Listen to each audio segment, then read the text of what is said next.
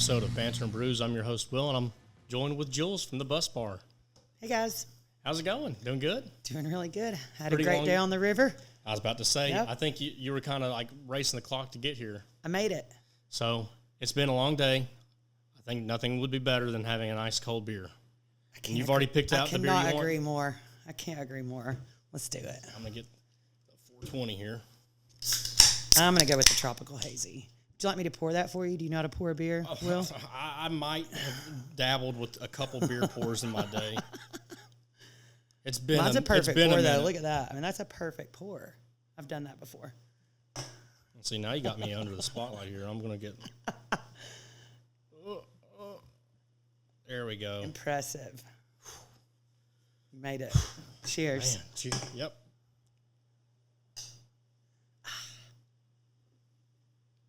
Mm-hmm. Okay. We're here.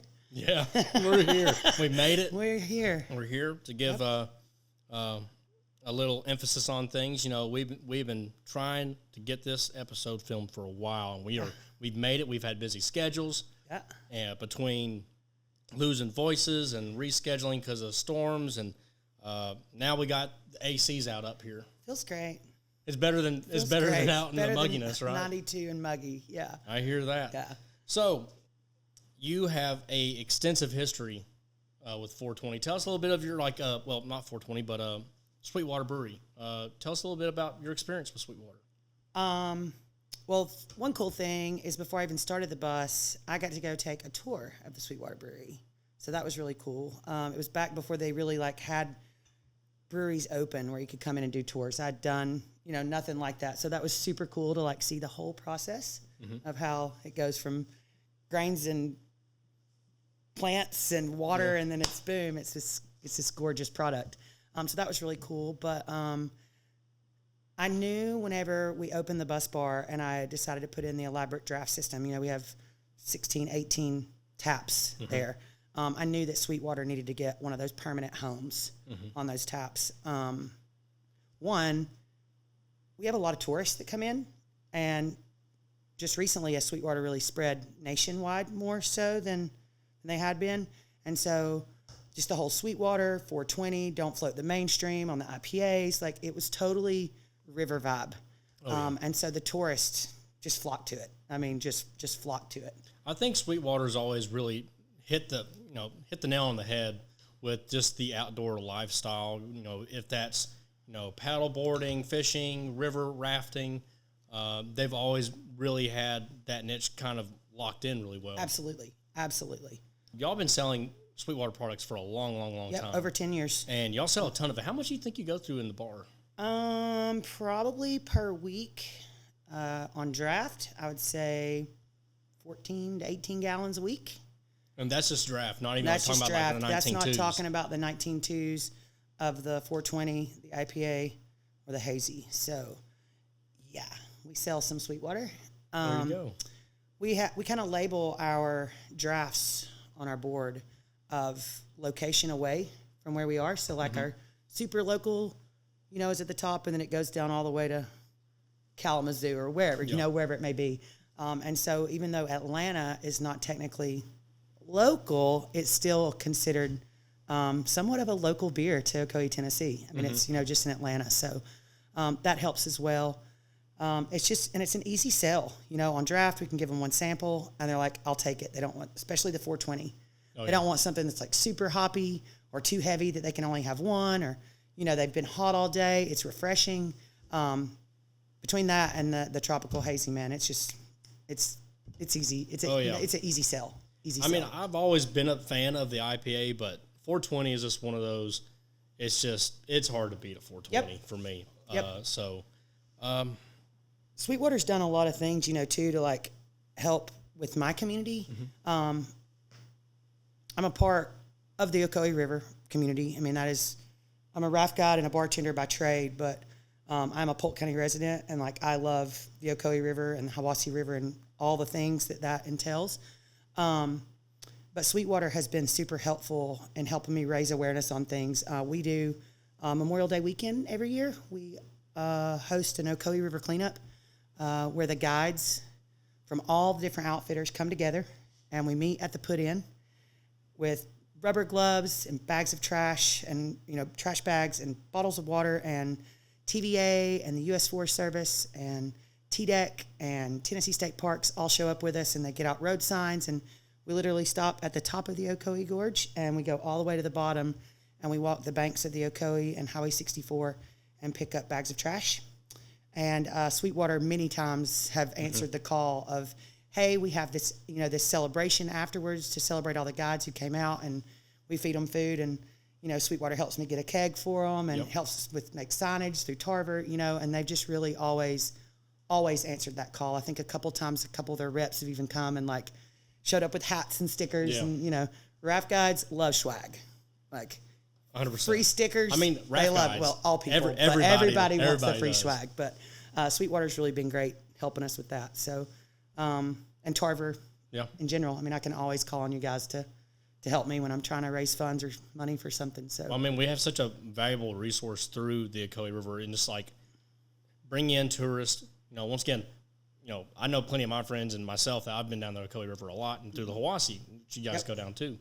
But just how many people being like pretty much the premier whitewater river, and it's just in our backyard. It's great. Yep, it's right over there. Yeah. Yeah. It's like, throw a rock just right over that there. way a little bit. Yeah. But no, they got the Sweetwater. They got their the Waterkeeper Alliance. Yeah, they do a ton of stuff for water conservation and land. Just being aware of our resources, and I can get behind that. 100%. I can get behind that 100%. If we don't have good water, you're not going to have good anything, especially good beer. Yeah. You got to have good water to have good beer. And good fish. And fun fact, yeah, it's the 50th anniversary of the Clean Water Act, and I think they're doing a big celebration over there at the brewery this year. That's huge. So they're going to have a huge, big shindig. So if you're in the Atlanta area, just go check that out. That's awesome. I didn't know that. Yeah. Cheers to clean water. I think I'll have another sip. Exactly. At the bus, we try to do all sorts of things for all different causes. We've done, stuff for our local animal rescue in Polk County Sharp. God love those men and women. They're trying to run a nonprofit animal rescue with no shelter. Yeah. And we try to help do stuff with them. And, it's the little breweries or the bigger breweries or the distributors that come in and really help me be able to pull that off. We just recently did a super cool happy hour for Ruth's Golden Aster. I don't know if you're familiar with this plant, but Ruth's Golden Aster is this gorgeous little flower, and it grows on rocks, which is no big deal, right? But it grows in rocks only in two places in the world, and that's the Ocoee River Gorge and the Hiwassee River Gorge. And the reason why that it's able to grow is because the water has a chemical breakup, makeup or whatever, that provides the nutrients that this plant needs. And the way that it's spread is through, when the water runs over the plant, it takes it to another rock. And when I first started guiding on the Ocoee, I remember it only being in one place. And now, due to like awareness and people not trampling around on the rock and just the amount of water running through the river, it's now grown in like 3 or 4 places on the Ocoee.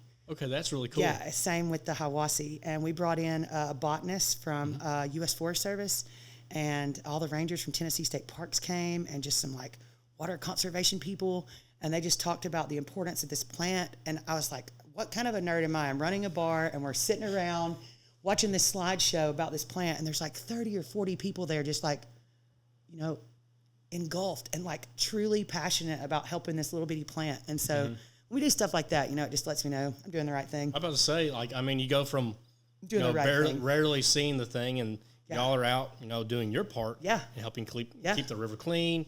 Education about how to use the river properly. Yep. And all of a sudden, it's this thing that's like, hey, it's here, it'll start and we got to protect it. Yeah.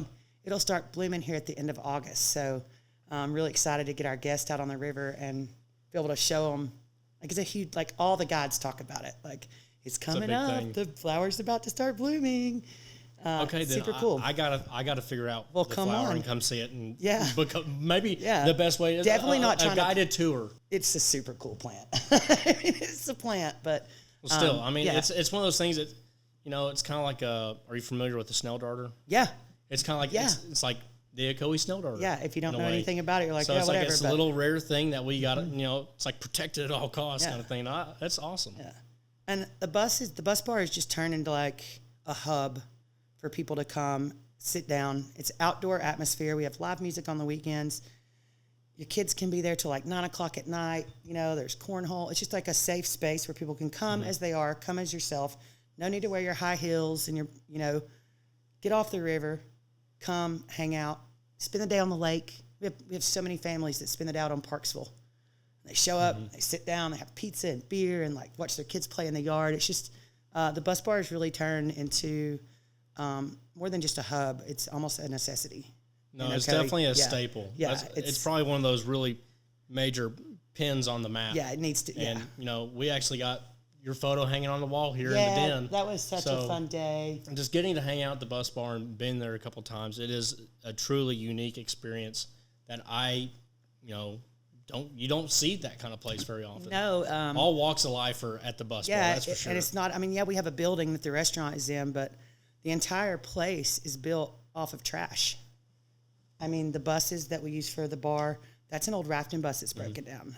The bathrooms, they're inside a school bus that was a rafting bus as well. Even the wood from the stage is reclaimed from another building that we had to take down on the property.